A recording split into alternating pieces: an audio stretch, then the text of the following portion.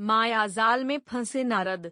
एक बार नारद जी को यह अभिमान हो गया कि उसने बढ़कर इस पृथ्वी पर कोई दूसरा भगवान विष्णु का भक्त नहीं है। उनका व्यवहार भी इस भावना से प्रेरित होकर कुछ बदलने लगा।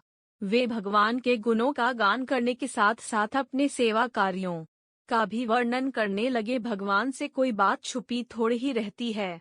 उन्हें तुरंत इस बात का पता चल गया, वे अपने भक्त का पतन भला कैसे देख सकते थे। इसलिए उन्होंने नारद को इस दुष्प्रवृत्ति से बचाने का निर्णय किया। एक दिन नारद जी और भगवान विष्णु साथ साथ वन में जा रहे थे। अचानक विष्णु जी एक वृक्ष के नीचे थक कर बैठ गए और बोले, भाई नारद जी, हम तो थक गए हैं, प्यास भी लगी है, कहीं से पानी मिल जाए तो लाओ, हमसे तो प्यास के मारे चला नहीं जा रहा है, हमारा गला सूख रहा है। यह सुनकर नारद जी तुरंत सावधान हो गए। उनके होते हुए भगवान भला प्यासे रहे। वे बोले, भगवान अभी लाया, आप थोड़ी देर प्रतीक्षा करें। नारद जी एक ओर दौड़ लिए। उनके जाते ही भगवान मुस्कराए और अपनी माया को नारद जी को सत्य के मार्ग पर लाने का आदेश दिया। माया शुरू हो गई। नारद जी थोड़ी ही दूर गए होंगे कि उन्हें एक गांव दिखाई पड़ा, जिसके बाहर कुएं पर कुछ युवा स्त्रियां पानी भर रही थी। कुएं के पास जब वे पहुंचे तो एक कन्या को देखकर अपनी सुध-बुध खो बैठे, बस उसे ही निहारने लगे। वह यह भूल गए कि भगवान के लिए पानी लेने आए थे। कन्या भी नारद जी की भावना समझ गई। वह जल्दी जल्दी जल से घड़ा भरकर अपनी सहेलियों को पीछे छोड़कर घर की ओर लपकी। नारद जी भी उसके पीछे जो लिए। कन्या तो घर के अंदर चली गई, लेकिन नारद जी ने द्वार पर खड़े होकर नारायण का अलख जगाया। गृहस्वामी नारायण का नाम सुनकर बाहर आया।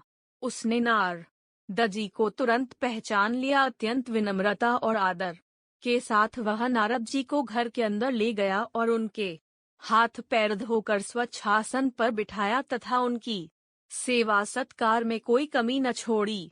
उनके आगमन से अपने को धन्य बताते हुए गृहस्वामी ने अपने योग्य सेवा के लिए आग्रह किया। नारद जी बोले, आपके घर में जो आपकी कन्या जल का घड़ा लेकर अभी अभी आई है, मैं उससे विवाह करना चाहता हूँ। नारद जी की बात सुनकर गृहस्वामी एकदम चकित रह गया, लेकिन उसे प्रसन्नता भी हुई कि मेरी कन्या एक ऐसे महान योगी तथा संत के पास जाएगी। उसने स्वीकृति प्रदान कर दी और नारद जी को अपने ही घर में रख लिया। 2-4 दिन पश्चात शुभ मुहूर्त में उसने अपनी कन्या का विवाह नारद जी के साथ कर दिया तथा उन्हें गांव में ही उतनी धरती का टुकड़ा दे दिया, खेती करके वे आराम से अपना और अपने परिवार का पेट भर सकें। अब नारद जी की विना एक खूंटी पर तंगी रहती, जिसकी और उनका ध्यान बहुत कम जाता। अपनी पत्नी के आगे नारायण को वे भूल गए। दिन भर खेती में लगे रहते, कभी हल चलाते, कभी पानी देते, कभी बीज बोते तो कभी निराई गुड़ाई करते। जैसे जैसे पौधे बढ़ते उनकी प्रसन्नता का पारावार न रहता। फसलें हर वर्ष पकती कटती, अनाज से उनके कोठार भर जाते। नारद जी गांव के एक संपन्न किसान माने जाने लगे। वर्ष दर वर्ष बीतते चले गए और नारद जी की गृहस्थी भी बढ़ती चली गई। 3-4 लड़के लड़कियां भी हो गए।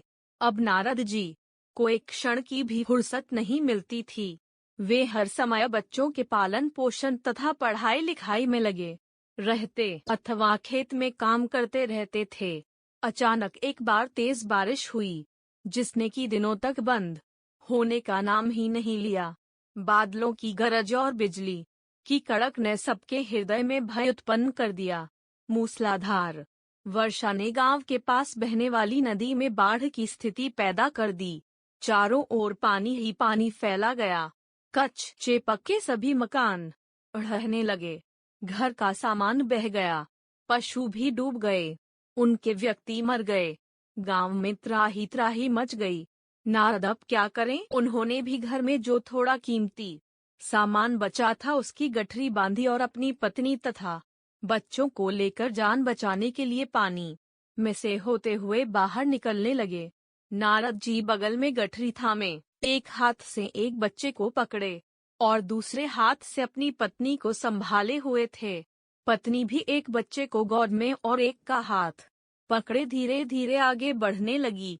पानी का बहाव अत्यंत तेज था तथा यह भी पता नहीं चलता था कि कहाँ गड्ढा है और कहाँ टीला। अचानक नारद जी ने ठोकर खाई और गठरी बगल से निकलकर बह गई।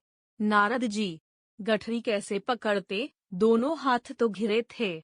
मन में सोचकर सोचा फिर कमा लेंगे। कुछ दूर जाने पर पत्नी एक गड्ढे में गिर पड़ी और गोद का बच्चा छूटकर बह गया। पत्नी बहुत रोई, लेकिन क्या हो सकता था। धीरे धीरे और दो बच्चे भी पानी में बह गए। उन्होंने बहुत कोशिश की बचाने की, लेकिन कुछ न हो सका। दोनों पति पत्नी बड़े दुखी, रोते कल्पते एक दूसरे को सांत्वना देते कोई ऊंची जगह ढूंढते रहे। एक जगह आगे चलकर दोनों एक गड्ढे में समा गए। नारद जी तो किसी प्रकार गड्ढे में से निकल आए, मगर उनकी पत्नी का पता कहीं नहीं चला। बहुत देर तक नारद जी उसे इधर उधर दूर दूर तक ढूंढते रहे, लेकिन व्यर्थ।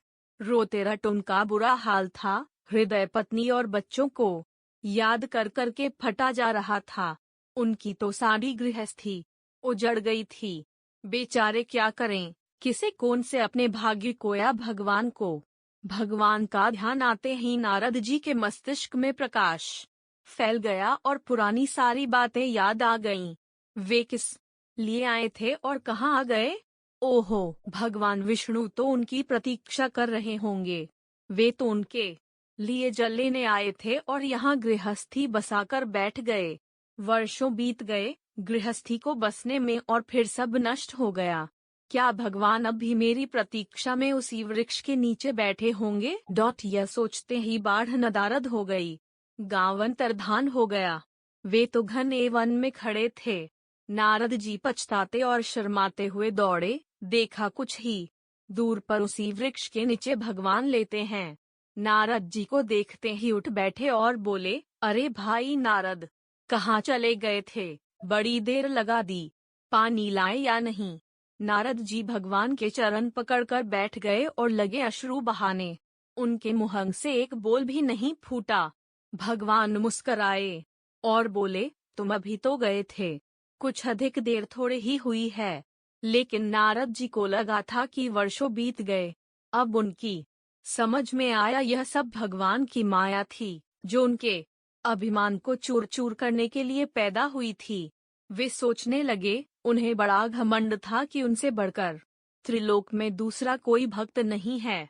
लेकिन एक स्त्री को देखकर वे भगवान को भूल गए। उसको पछतावा होने लगा और उनका घमंड जरा सी देर में ढेर हो गया। वे पुनः सरलता और विनय के साथ भगवान के गुण गाने लगे।